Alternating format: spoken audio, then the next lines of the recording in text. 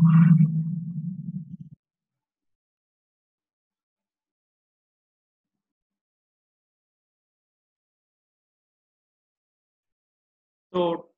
ఈరోజు మనం చెప్పుకోబోయేది female గ్యామ్టోఫైట్ and types, పిండకోశము యొక్క నిర్మాణం మరియు దాని యొక్క రకాలు అనే టాపిక్ గురించి ఈరోజు మనం చెప్పుకోబోతున్నాం. బ్రీఫ్ గా మనం చూసినట్లయితే అండం యొక్క నిర్మాణం ఏ విధంగా ఉంటుంది. ఇక్కడ మనం చూస్తున్నాము the structure of ovule. Briefly I will explain. This is the structure of the ovule. Here we see the nucellus. This is the diploid tissue. It is surrounded by the two integuments.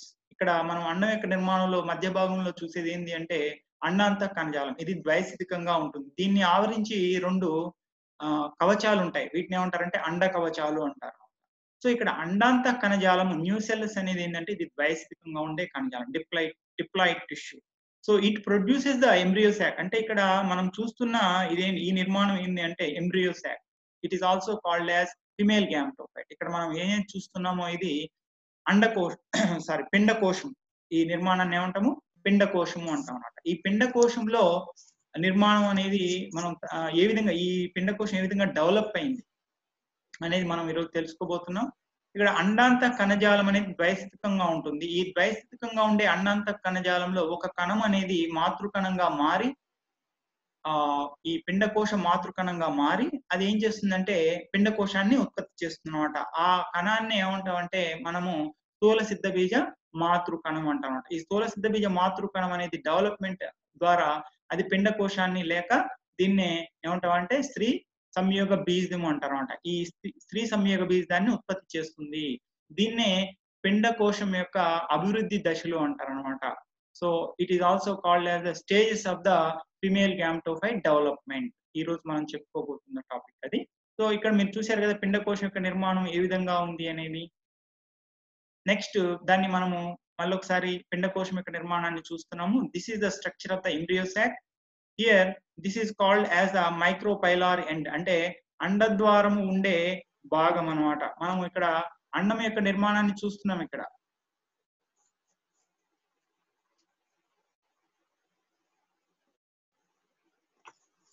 So అండం యొక్క నిర్మాణంలో దీన్ని అండద్వారం వైపు అంటారు. దీన్ని ఏమంటారు? మైక్రోపై. So ఇది చలాజా are chalaza అంటారు. సో ఎప్పుడైనా అండద్వారం వైపు ఈ పార్ట్ ని ఏమంటారంటే మైక్రోపైలార్ ఎండ్ అంటారు. దీన్ని ఏమో చలాజల్ ఎండ్ అంటారు. At the micropylar end we can observe the egg apparatus which consists of one egg cell and surrounded by two synergids. ఇక్కడ మనము అండద్వారం వైపు ఎప్పుడు కూడా ఏముంటుంది? పిండకోశంలో స్త్రీబీజ పరిక్రమ అనేది ఉంటుంది. స్త్రీబీజ పరిక్రమలో సెంటర్ లో ఉండేది ఏంటి? అండము. దీని రెండు వైపులా ఉండేవి సహాయ కణాలు. అదే విధంగా దీన్ని ఏమంటారు? చలాజా ఆర్ కలాజా అంటారు. ఈ at the chalazal side we can find 3 antipodal cells. వీటిని ప్రతిపాద కణాలు అంటారు అన్నమాట. ఈ కలాజా వైపు 3 ప్రతిపాద కణాలు అనేవి ఉండడం గమనిస్తాం. సెంటర్ లో మధ్య భాగంలో 2 పోలార్ న్యూక్లీ అనేవి ఉంటాయి అన్నమాట. వీటిని ధ్రువ కేంద్రకాలు అంటారు. దీని నుంచి ఒక కేంద్ర కణం అనేది ఉత్పత్తి అవుతుంది. అంటే ఈ 2 కణాలు కూడా కలిసిపోవడం వల్ల ఒకే కణం ఏర్పడుతుంది సెంటర్ లో. దీన్ని ఏమంటారంటే సెంట్రల్ సెల్ అంటారు అన్నమాట. ఈ సెంట్రల్ సెల్ లో 2 కేంద్రకాలు విడిగా ఉంటాయి. కాబట్టి ఈ పిండకోశ నిర్మాణాన్ని మనం ఏమని చెప్తామంటే 3+2+3 అంటాం అన్నమాట. దీంట్లో కేంద్రకాలు న్యూక్లీ ఎన్ని ఉంటాయంటే మొత్తం 8 ఉంటాయి అన్నమాట. 3+2+3. సో దీన్ని సెల్ పరంగా చూసినట్లయితే, కణాల పరంగా చూసినట్లయితే 3+1+3 అంటారు అన్నమాట. ఎందుకంటే ఈ 2 ధ్రువ కేంద్రకాలు కలిసిపోయి ఒకే కేంద్రకం అనేది ఏర్పడుతుంది కాబట్టి. సో ఇక్కడ మీకు అర్థమైంది కదా, ఇది ఏమంటారంటే అండద్వారం పార్ట్, మైక్రోపైల్ సైడ్. ఓకే, అదే విధంగా మనం this is also called as chalazal side. ఈ always we can find the egg apparatus at the micropylar side. అది మనం బాగా గుర్తుంచుకోవాలి. సో ఇది మనం మళ్ళీ ఈ పిండకోశం యొక్క నిర్మాణం ఎంబ్రియో సాక్ ని మళ్ళీ చూస్తున్నాము. ఇక్కడ this is egg apparatus. This is the central cell which consists of 2 polar nuclei and at the chelazal end we can find 3 antipodes. ఇప్పుడు అండద్వారం వైపు 3 కణాలు ఉన్నాయి. దాన్ని స్త్రీబీజ పరిక్రమ అంటారు. దీంట్లో సెంటర్ లో స్త్రీబీజ కణం అనేది ఉంది. లేక దీన్ని త్రిబీజ కణం అంటారు. ఇవి దీన్ని చుట్టూ కూడా 2 సహాయ కణాలు అనేవి ఉంటాయి. మధ్య భాగంలో కేంద్ర కణం అనేది ఉంటుంది. ఇందులో 2 మనకి ఏమున్నాయి, ధ్రువ కేంద్రకాలు కనిపిస్తాయి. అదే విధంగా కణాలు ఇటువైపు 3 కణాలు ఉన్నాయి. వాటిని ప్రతిపాద కణాలు అంటారు. కలాజా వైపు అన్నమాట. సో ఇది మనం టిపికల్ గా ఉండే స్ట్రక్చర్. దీన్నే పాలిగోనం వెరైటీ అంటారనమాట. ఈ పాలిగోనం వెరైటీని మొట్టమొదటగా వివరించింది స్ట్రాస్బర్గర్. కాబట్టి దీన్ని పాలిగోనం రకం, పాలిగోనం డైవారికేటం అనే మొక్కలో దీన్ని గుర్తించాడు. కాబట్టి దీన్ని పాలిగోనం రకం అంటారు. సో ఇప్పుడు మనము దీని యొక్క డెవలప్మెంట్ ఏ విధంగా జరుగుతుంది అనేది పరిశీలిద్దాం. అండము లోపల మనం ఇంతకుముందు చెప్పుకున్నట్లుగా న్యూసెల్లస్ అండాంత కణజాలం అనేది ఉంటుంది. Nucellus, it is the diploid tissue at the micropylar. This is the micropylar end of the ovule. This is the chalazial end of the ovule. This is the nucellus, which is the diploid tissue. One of the cells among the diploid nucellus, it modified as the megaspore mother cell. ఇది ఇందులో ఒక కణం అనేది, ఇక్కడ ఉన్నవన్నీ కూడా diploid న్యూసెల్లస్ cells. ఈ diploid ఇవన్నీ కూడా ద్వైసితిక అండాంత కణాలు అన్నమాట. ఈ అండాంత కణజాలంలో ఉండే ఒక కణం అనేది ఇక్కడ మనం చూస్తున్నాము. అది రూపాంతరం చెందింది. ఏ విధంగా రూపాంతరం చెందిందంటే స్థూల సిద్ధ బీజ మాతృ కణంగా రూపాంతరం చెందడం మనం గమనించనమాట. స్థూల సిద్ధ బీజ మాతృ కణం. ఈ స్థూల సిద్ధ బీజ మాతృ కణం అనేది మొట్టమొదటిగా ఒక క్షయకరణ విభజన అనేది జరగడం వల్ల 2 పిల్ల కణాలు అనేవి ఏర్పడతాయి. వీటిని ఏమంటారు? 2 స్థూల సిద్ధ బీజాలు. దీని తర్వాత మరొక క్షయకరణ విభజన జరగడం వల్ల మొత్తము 4 స్థూల సిద్ధ బీజాలు ఏర్పడుతున్నాయి అన్నమాట. ఇవి ఈ విధంగా వీటిని ఈ 4 స్థూల సిద్ధ బీజాలు కూడా నిలువు వరుసలో అమరి ఉండడాన్ని మనం గమనిస్తున్నాము. ఇవి ఏకస్థితికంగా ఉంటాయి. Here due to the meiotic division megaspore mother cell, it undergoes 2 successive meiotic division. Through the first meiotic division, it produces 2 megaspores. These are also called as a megaspore dyad. And again, due to another meiotic division, this is also called meiosis 2. This is meiosis 1 and the next one is meiosis 2. Due to meiosis 2, it produces totally 4 megaspores. These are also called as megaspore tetrads. They are arranged in linear order. So this is the micropylar end and this is the chalazial end. But out of the 4 megaspores, at the micropylar end, 3 megaspores are degenerated and only 1 megaspore remains functional. ఇక్కడ ఏర్పడిన 4 స్థూల సిద్ధ బీజాలలో కూడా అండద్వారం వైపున్న 3 స్థూల సిద్ధ బీజాలు కూడా క్షీణించిపోతాయి. ఆ చలాజా వైపున్న 1 స్థూల సిద్ధ బీజం మాత్రమే ఇది క్రియాత్మకంగా ఉంటుంది. ఈ క్రియాత్మకంగా ఉండే స్థూల సిద్ధ బీజంలో ఈ సమవిభజన జరుగుతుంది. ఇప్పుడు సమవిభజన జరగడం వల్ల ఈ కేంద్రకము విభజన జరిగి ఆ కేంద్రక విభజన మాత్రమే జరుగుతుంది. దానివల్ల 2 కేంద్రకాలు ఏర్పడడాన్ని మనం ఇక్కడ గమనిస్తున్నాం. ఇది క్రియాత్మకంగా ఉన్న ఒకే ఒక స్థూల సిద్ధ బీజం. సో ఈ స్థూల సిద్ధ బీజంలో మనం ఇప్పుడు 2 కేంద్రకాలని గమనిస్తున్నాం.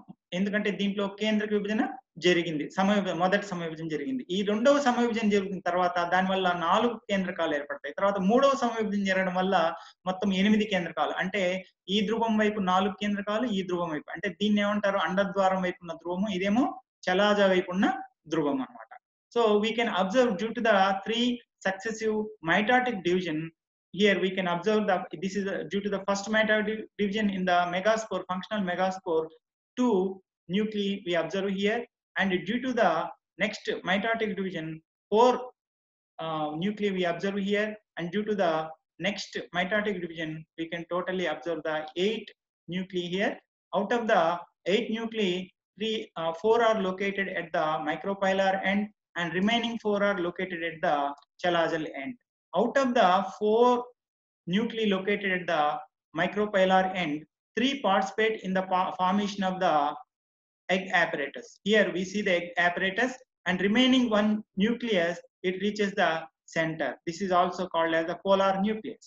And at the chalazial side also we can observe 4 nuclei, and out of the 4, 3 participate in the formation of the antipodals. 3 participate in the formation of the antipodals. The remaining nucleus reaches the center. So here these 2 are called as the polar nuclei because they reach from the 2 polar ends. These are called as the polar nuclei. So after that, these two polar nuclei fuse to form a cell that is called as the central cell. Even though after the fusion, these two polar nuclei remain separated. So that we observe here. So this is the developmental stages of the embryo sac. Here, this is the developmental stages of the polygonum variety of the embryo sac, which was explained by the Strasburger. ఇప్పటి వరకు మనం చెప్పుకున్న అంతా కూడా ఏంటంటే పాలిగోనం రకానికి చెందిన పిండకోశం యొక్క అభివృద్ధి దశలు. ఇక్కడ ఒకటి మీరు గుర్తుంచుకోవాలి, పిండకోశము అన్న స్త్రీ సంయోగ బీజం అన్న ఒకటే అన్నమాట. So both the female gametophyte and embryo sac are synonymous. ఇప్పుడు మనము ఇంతకుముందు చెప్పుకున్నట్లుగా పాలిగోనం రకానికి చెందిందే కాకుండా తర్వాత శాస్త్రవేత్తల ప్రయోగాలలో చాలా రకాలైన పిండకోశ నిర్మాణాల గురించి వివరించడం జరిగింది.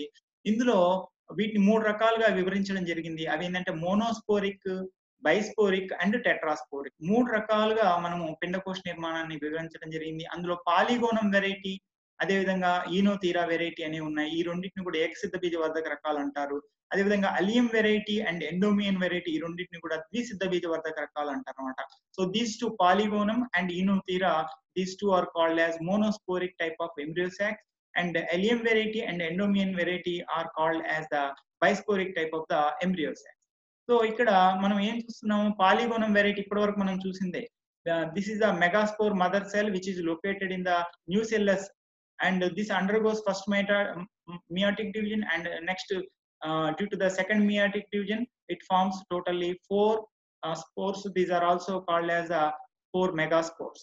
Out of the 4 megaspores, 3 are degenerated and which are located at the micropylar, and the one which is located at the calagel and it remains functional. It undergoes successive mitotic divisions. Due to the successive 3 mitotic divisions, it forms totally 8 nuclei here, and 3 nuclei forms the egg apparatus and 3 nuclei forms the antipodals. The remaining 2 form the central cell or the 2 polar nuclei here. So this is the polygonum variety we observed earlier also. Next one is called as the ఈనోతీరా variety. ఇక్కడ మనము ఏం చూస్తున్నాం, ఈనోతీరా రకాన్ని చూస్తున్నాం అన్నమాట. ఈనోతీరా రకంలో megaspore mother cell అంటే స్థూల సిద్ధ బీజ మాతృకణం అనేది, ఇది కూడా ఇక్కడ క్షేక విభజన 1 జరిగింది, తర్వాత క్షేక విభజన 2 జరిగింది అనమాట. దీనివల్ల మొత్తము 4 పిల్ల కణాలు ఏర్పడినాయి. వీటిని ఏమంటారంటే స్థూల సిద్ధ బీజాలు అంటారు. దీన్ని స్థూల సిద్ధ బీజ చతుష్కం అని కూడా అనొచ్చు అనమాట. So due to the 2 successive meiotic divisions, meiosis 1 and meiosis 2, 4 megaspore tetrads we observe here. Out of the 4, 3 degenerates, but the only difference is here the functional megaspore is located at the micropylar side, and here in the polygonum variety the functional megaspore is located at the chalazal end. So that is the main difference we can observe here. ఇక్కడ మనం ఏం చూస్తున్నాము, 4 స్థూల సిద్ధ బీజాలు క్షేకణ విభజన వల్ల ఏర్పడ్డాయి. కానీ 4 స్థూల సిద్ధ బీజాలలో ఏది క్రియాత్మకంగా ఉన్నది అనేది ఇంపార్టెంట్. పాలిగోనం రకంలో చూసినట్లయితే ఏది క్రియాత్మకంగా ఉంది అంటే అది కలాజా వైపు ఉన్నది క్రియాత్మకంగా ఉంది. కానీ ఈనోతీరా రకంలో చూసినట్లయితే దానికి విరుద్ధంగా ఆపోజిట్ గా ఉంది. ఏంటది, ఇది అండద్వారం వైపు ఉన్న స్థూల సిద్ధ బీజం అనేది క్రియాత్మకంగా ఉంది, మిగిలిన 3 క్షీణించిపోతాయి అన్నమాట. ఆ డిఫరెన్స్ ని మనం అర్థం చేసుకోవాలి. సో మిగతా 3 క్షీణించిపోవడం మనం గమనించాము. ఇక్కడ క్రియాత్మకంగా ఉండే స్థూల సిద్ధ బీజము ఇది అండద్వారం వైపు ఉంది. దీంట్లో వరుసగా 3 కాకుండా వరుసగా 2 సమవిభజనలు మాత్రమే జరుగుతాయి అన్నమాట. కాబట్టి మనము పాలిగోనం వెరైటీలు ఇక్కడ చూస్తున్నాము. దీంట్లో వరుసగా 3 సమవిభజనలు జరగడం వల్ల 8 కేంద్రకాలు ఏర్పడినాయి. కానీ ఇక్కడ స్థూల సిద్ధ బీజంలో ఈనోతీరాలో కేవలం 2 సమవిభజనలు మాత్రమే వరుసగా జరుగుతాయి. దీనివల్ల ఒక ధ్రువం వైపు 4 కేంద్రకాలు మనం గమనిస్తాము. ఈ ఏర్పడిన 4 కేంద్రకాలు 3 నుంచి ఇక్కడ ఏమవుతుందంటే స్త్రీ బీజ పరిక్రమ అనేది ఏర్పడుతుంది. ఒకటి మిగిలిపోయినది ఒకటి, ఇది పోలార్ న్యూక్లియర్ అంటే ధ్రువ కేంద్రకంగా సెంటర్ లో ఉండిపోతుందంట. So here in the Enothera what we observe, the functional megaspore which is located at the micropylar end, it undergoes 2 successive mitotic divisions instead of the 3 successive mitotic division. It undergoes only 2 successive mitotic divisions, resulting in the formation of the 4 nuclei here. Out of the 4 nuclei, 3 participate in the formation of the egg apparatus. The remaining one it remains at the center as a polar nucleus. So it consists of only 4 nuclei. Here we also call it as the 4+1 condition. In the Polygonum variety, it is called as the 3+2+3 variety, but this variety is called as the 3+1 variety. So that is a major difference we observe. Next, దీన్ని ఎందుకు మోనోస్పోరిక్ variety అన్నారు, ఎందుకు దీన్ని ఏకసిద్ధ బీజవర్ధక రకం అన్నారు అంటే, ఇక్కడ the total female gametophyte is developed from a single megaspore. So this is called as a monosporic variety. ఎందుకు దీన్ని ఏకసిద్ధ బీజవర్ధక రకం అన్నారు అంటే, ఒక్క స్థూల సిద్ధ బీజం క్రియాత్మకంగా ఉన్న ఒక్క స్థూల సిద్ధ బీజం నుంచే డెవలప్మెంట్ వల్ల ఈ పిండకోశం పూర్తిగా డెవలప్ అయింది, కాబట్టి దీన్ని ఏకసిద్ధ బీజవర్ధక రకము అని అన్నారు. దీని కానీ.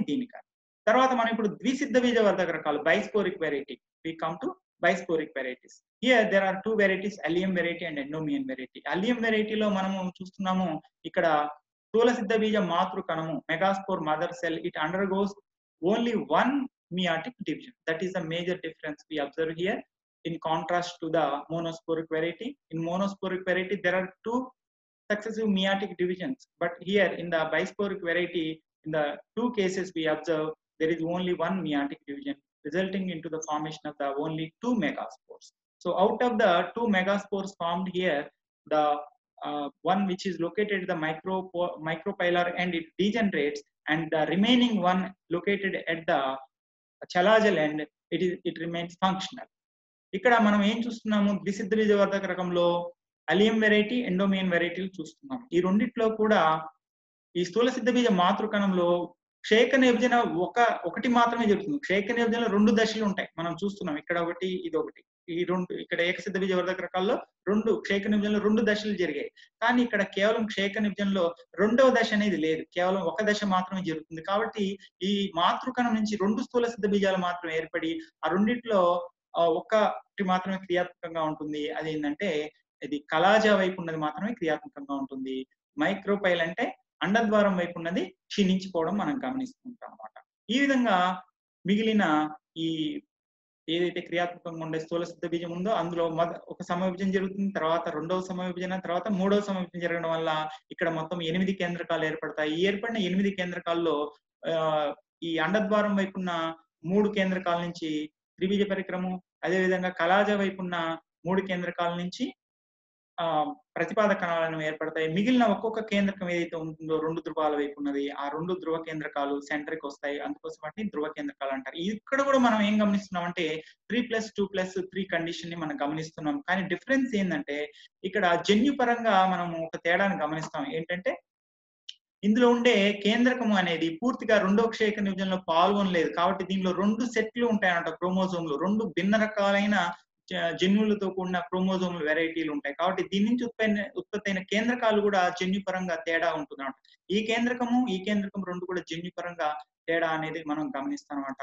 దీనివల్ల ఏర్పడిన కేంద్రకాల్లో ఇటువైపున్న 4 కేంద్రకాలు జన్యుపరంగా ఒక రకంగా ఉంటే, ఈ 4 కేంద్రకాలు జన్యుపరంగా మరొక రకంగా ఉంటాయి. కాబట్టి ఈ విధంగా ఏర్పడిన పిండకోశం జన్యుపరంగా 2 రకాల కేంద్రకాలతో ఏర్పడింది. కాబట్టి దీన్ని ద్విసిద్ధ బీజవర్ధక రకం అంటారు. కానీ ఇంతకుముందు చూసిన మనము ఏకసిద్ధ బీజవర్ధక రకంలో చూసినట్లయితే మొత్తం కేంద్రకాలన్నీ కూడా ఒకే రకానికి చెందినవి అనమాట. ఎందుకంటే ఒకే 2 క్షేకణ విభజనల ద్వారా ఏర్పడిన స్థూల సిద్ధ బీజం నుంచి ఏర్పడింది. కాబట్టి ఇది జన్యుపరంగా అన్ని కూడా ఒకే రకంగా ఉంటాయి అన్నమాట. కానీ ఇక్కడ చూసినట్లయితే జన్యుపరంగా తేడాను గమనిస్తున్నాము.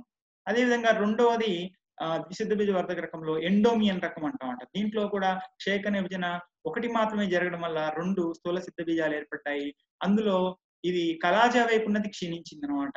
సో మీరు గమనించండి, అలియం రకంలో ఏది క్షీణించింది అంటే అండద్వారం వైపు ఉన్న స్థూల సిద్ధ బీజం క్షీణించింది. కానీ ఎండోమియన్ రకంలో ఏ స్థూల సిద్ధ బీజం క్షీణించింది అంటే ఇది కలాజా వైపు ఉన్నది క్షీణించింది. క్రియాత్మకంగా ఉండే ఈ అండద్వారం వైపున్న ఈ స్థూల సిద్ధ బీజంలో వరుసగా 3 సమవిభజనలు జరగడం వల్ల 8 కేంద్రకాలు ఏర్పడతాయి. దీంట్లో కూడా మొత్తము ఈ విధంగానే స్త్రీ బీజ పరిక్రమం, ధ్రువ కేంద్రకాలు, ప్రతిపాద కణాలను ఏర్పడటాన్ని మనం గమనిస్తున్నాం అన్నమాట.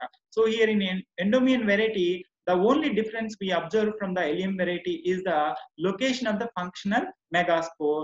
In contrast to the allium variety, here the megaspore which is located at the micropylar end is the functional, and it undergoes 3 successive mitotic divisions to form the 8 nuclei in the embryo sac. Here it also forms the egg apparatus at the micropylar end and the 3 antipodals at the callagel end to the remaining 2 polar nuclei we observe at the center. So here what is the major difference we observe from the monosporic variety, why it is called bisporic variety? Here we can observe that there is only one meiotic division in contrast to the monosporic variety, and due to which only 2 megaspores are formed here.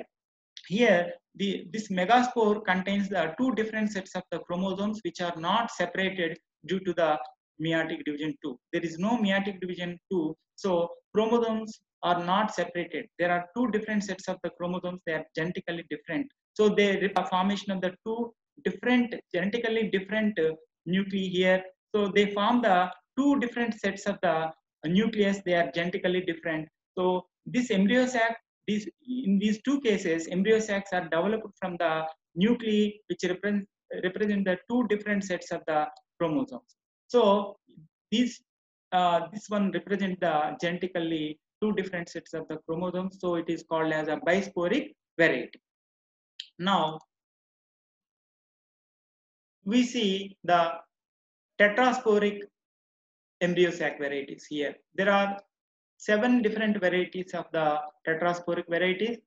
One is peperomia type, pinia type, drusa type, adoxa type, plumbago type, fritillaria type, and finally plumbagella type.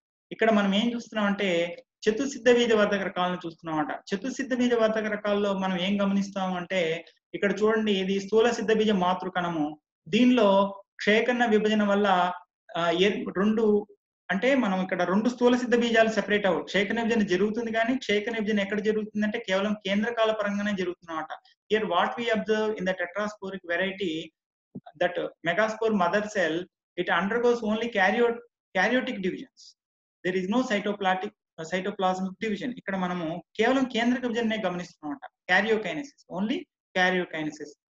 కాబట్టి ఇక్కడ there is formation of the 4 nuclei, haploid nuclei here we observe due to meiosis. ఇక్కడ 4 కేంద్రకాలు ఏర్పడ్డాయి, ఇవన్నీ కూడా ఏకస్థితిక కేంద్రకాలు. ఈ 4 ఏకస్థితిక కేంద్రకాలు అనేవి ఇక్కడ కణద్రవ్య విభజన జరగలేదు, కాబట్టి 4 స్థూల సిద్ధ బీజాలుగా సెపరేట్ కాలేదు. ఈ 4 కేంద్రకాలు ఏమవుతాయంటే సమయోభజన జరుపుకుంటాయి. మొదటి సమయోభజన జరపడం వల్ల ఈ 4 నుంచి 8 మళ్ళీ సమయోభజన జరగడం వల్ల 16. ఈ 16 న్యూక్లియస్ కూడా అన్ని కూడా ఈ ఎంబ్రియో సాక్ డెవలప్మెంట్ లో పార్టిసిపేట్ చేస్తాయి. కాబట్టి దీన్ని ఏమంటారంటే 16 కేంద్రకాలతో కూడిన రకము అంటారు అన్నమాట. So this here in the Peperomia what we observe in the megaspore mother cell only karyokinesis occurs, so due to which 2 nuclei are observed here, and due to second meiotic division totally 4 nuclei are formed here, and after that they undergo 2 successive mitotic divisions resulting into the formation of the 16 nucleus here. ఇక్కడ ఎన్ని కేంద్రకాలు ఏర్పడ్డాయి? 16 కేంద్రకాలు ఏర్పడ్డాయి అన్నమాట ఈ చతుసిద్ధ బీజ వర్ధక రకంలో. ఇంకోటి మనం ఏం గమనిస్తాము, ఈ క్షయకణ విభజన వల్ల ఏర్పడిన అన్ని కేంద్రకాలు కూడా 4 కేంద్రకాలు కూడా పిండకోశం తయారీలో పాల్గొన్నాయి. కాబట్టి దీన్ని ఏమంటారంటే చతుసిద్ధ బీజ వర్ధక రకం అంటారు. Why it is called tetrasporic variety? Here all the nuclei resulting into the formation of the meiotic divisions participate in the formation of the embryo sac, so it is called as a tetrasporic variety. So మనం ఇక్కడ ఏం గమనిస్తున్నాము, ఈ విధంగా ఇది micropylar అంటే అండద్వారం వైపు ఉండే 4 2 కేంద్రకాలు మాత్రమే ఇక్కడ స్త్రీబీజ పరిక్రమ ఏర్పాటులో పాల్గొంటాయి. ఒకటి స్త్రీబీజ కణం, ఇంకోటేమో సహాయ కణం అన్నమాట. So what we observe here at the micropylar end, only 2 nuclei participate in the formation of the egg apparatus. One forms the egg cell and remaining one forms the synergy. మిగతావి మనం చూసినట్లయితే ఇక్కడ మనం 8 పోలార్ న్యూక్లియై చూస్తున్నాం. ధ్రువ కేంద్రకాలు మధ్యలో 8 ఉన్నాయి. మిగిలిన 6 కూడా యాంటీపోడల్స్ అంటే ప్రతిపాద కణాలుగా ఉండడం గమనిస్తున్నాం. దీన్ని పెపరోమియా వెరైటీ అంటారు అన్నమాట. నెక్స్ట్ పీనియా వెరైటీ, ఇది కూడా మనము we observe the same steps here, it undergoes division. కానీ ఇక్కడ కూడా 16 న్యూక్లియై మనం గమనిస్తున్నాం, 16 కేంద్రకాలు. కానీ ఇక్కడ తేడా ఏంటంటే ఇక్కడ అండద్వారం వైపు స్త్రీబీజ పరిక్రమంలో 3 కణాలని మనం గమనిస్తున్నాం అన్నమాట. అండద్వారం వైపు 3 కణాలు స్త్రీబీజ పరిక్రమంలో. ఇక్కడ చూసినట్లయితే కేవలం 2 కణాలు మాత్రమే ఉన్నాయన్నమాట. Here at the micropylar side we observe the egg apparatus which consists of the 3 cells in contrast to the peperomia variety. ఇక్కడ కూడా మనం చూసినట్లయితే సెంటర్ లో ఇక్కడ 8 పోలార్ న్యూక్లీ ఉన్నాయి, కానీ ఇక్కడ సెంటర్ లో 4 పోలార్ న్యూక్లీ మాత్రమే ఉన్నాయన్నమాట. ధ్రువ కేంద్రకాలు 4 ఉన్నాయి. ఇక్కడ ప్రతిపాద కణాలు చూసినట్లయితే మొత్తం ఇక్కడ 9 ఉన్నాయన్నమాట. సో మనం దీన్ని ఏం వెరైటీ అనొచ్చు, 3+4+9 వెరైటీ అంటాం అనమాట. సో నెక్స్ట్ డ్రూసా వెరైటీలో కూడా సేమ్ ఇవే స్టెప్స్ మనకు కనిపిస్తున్నాయి. ఈ కాకపోతే తేడా ఏంటి, 4 కేంద్రకాలలో ఒకటి మాత్రమే మైక్రోపైలార్ సైడ్ అండద్వారం వైపు ఉంది. మిగిలిన 3 antipodals they are located at the chalazal side. ఇక్కడ ఒక కేంద్రకం మాత్రము ఎక్కడ ఉంది, అండద్వారం వైపు ఉంది. మిగతా 3 కేంద్రకాలు ఎక్కడ మనకి కలాజా వైపు కనిపిస్తున్నాయి అన్నమాట. మళ్ళీ దాంట్లో సమవిభజన జరగడం వల్ల ఈ ధ్రువం వైపు 2 కేంద్రకాలు, తర్వాత సమవిభజన వల్ల 4 కేంద్రకాలు కనిపిస్తున్నాయి. ఇక్కడ మిగిలిన 12 కేంద్రకాలు మనకి ఇక్కడ కలాజా వైపు కనిపిస్తున్నాయి. అది ఒక తేడాన్ని మనం గమనించాలి. ఈ 4 కేంద్రకాల్లో 3 నుంచి త్రిభుజ పరిక్రమ ఏర్పడింది. 2 కేంద్రకాలు అంటే ఇక్కడ నుంచి ఒక కేంద్రకం సెంటర్కి వస్తుంది, ఇక్కడ నుంచి ఒక కేంద్రకం సెంటర్కి రావడంలో ధ్రువ కేంద్రకాలు 2 కనిపిస్తున్నాయి. ఇక్కడ 11 కేంద్రకాలు మనం గమనిస్తా ఉన్నాం. కాబట్టి దీన్ని ఏమంటారు, 3+2+11 వెరైటీ అంటారు అనమాట. Here what we observe at the micropylar side 4 nuclei we observe here. At the calajal side we observe the 12 nuclei. So out of the 4, 3 forms the egg apparatus and 1 reaches the center as a polar nucleus. And at the opposite side we observe the 12 nuclei, and out of them 11 they form the antipodals and 1 reaches the center. కాబట్టి దీన్ని this variety is also called as the 3+2+11 variety, Drusa variety.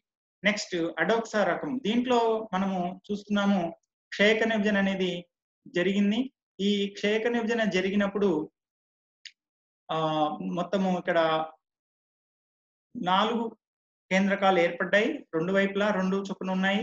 దీంట్లో సమవిభజన జరుగుతుంది, కానీ ఒక్క సమవిభజన మాత్రమే జరుగుతుంది. దానివల్ల ఏమవుతుందంటే ఈ అండద్వారం వైపు 4 కేంద్రకాలు, అదేవిధంగా కలాజా వైపు 4 కేంద్రకాలు ఉన్నాయి. ఇంకొక సమవిభజన జరగట్లేదు. అంటే ఇందులో మొత్తం ఉండేది 8 కేంద్రకాలు. ఈ 8 కేంద్రకాలు అనేవి ఏమి ఏర్పరుస్తున్నాయి, ఇటువైపు నుంచి 3 కేంద్రకాల నుంచి ఏం ఏర్పడుతుంది, శ్రీబీజ పరిక్రమం. ఇటు 3 కేంద్రకాల నుంచి ప్రతిపాద కణాలు. ఇక్కడ 2 ధ్రువాల నుంచి ఒక్కొక్క కేంద్రకము మధ్య భాగానికి వచ్చి 2 ధ్రువ కేంద్రకాలు గమనిస్తున్నాం. ఇది ఒక రకంగా చూసి ఇది పాలిగోనం రకాన్ని పోలి ఉంది, కానీ పాలిగోనం రకం అనేది ఒక స్థూల సిద్ధ బీజం నుంచి మాత్రమే డెవలప్ అవుతుంది. కాబట్టి అది ఏక సిద్ధ బీజ వర్గం. ఇది పాలిగోనం రకాన్ని పోలి ఉన్నప్పటికీ కూడా ఇది జన్యుపరంగా చూసినట్లయితే ఇది డిఫరెంట్ గా ఉంటుంది అనమాట. Genetically it is different. ఎందుకంటే ఇందులో 4 స్థూల సిద్ధ బీజాలకు సంబంధించిన కేంద్రకాలు, 4 కేంద్రకాలు పాల్గొన్నాయి. ఇది చతు సిద్ధ బీజ వర్ధక రకం. Here in the Adoxa variety there is no second mitotic division, there is only one mitotic division. So due to which we observe only the 8 nuclei here. So they form the variety which is similar to the polygonum variety, but